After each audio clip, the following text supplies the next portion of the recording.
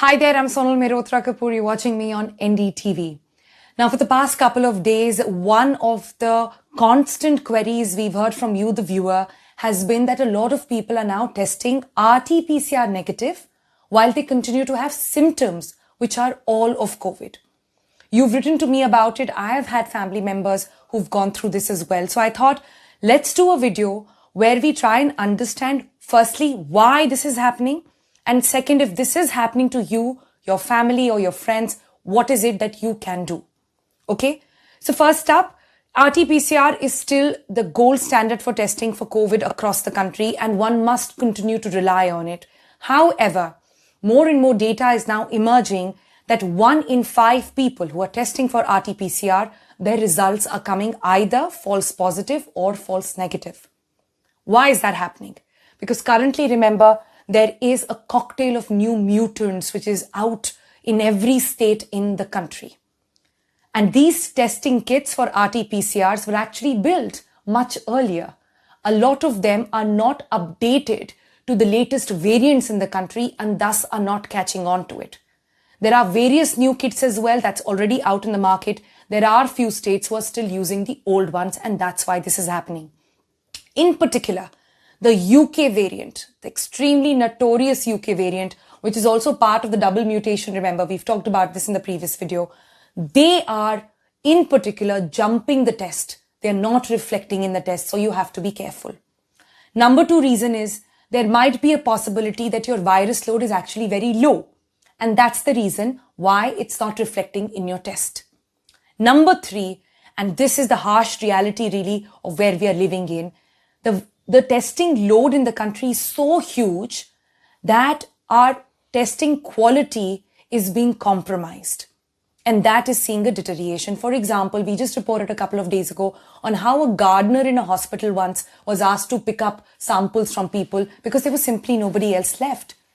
Our healthcare infrastructure is so extremely burdened that now we are looking into other avenues. There are some attempts to sort of meet all these gaps, and that is leading to a compromised way of testing.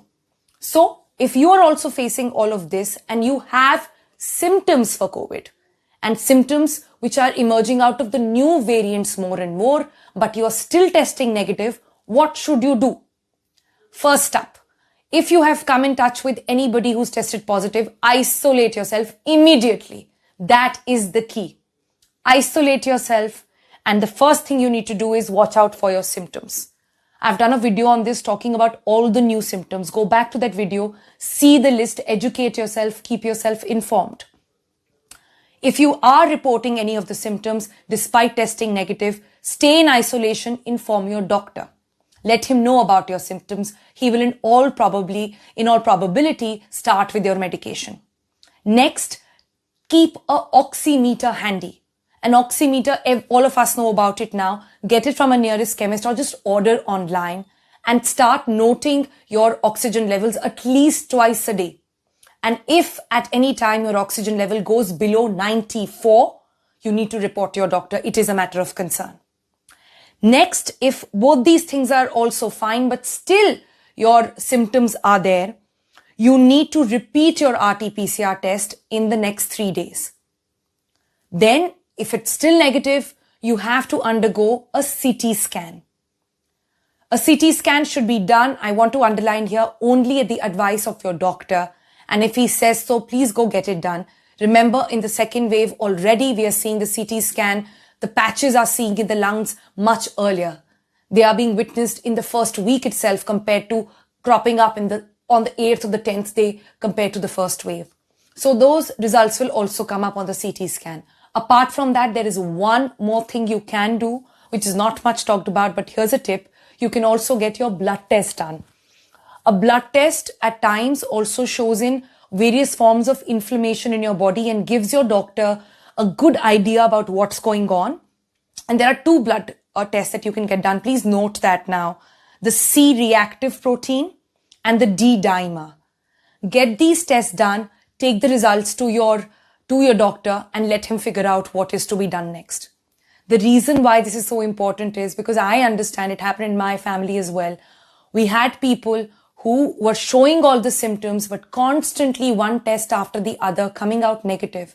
And if they got serious, if they had to be taken to a hospital, no hospital would admit them because they don't have a RT-PCR positive.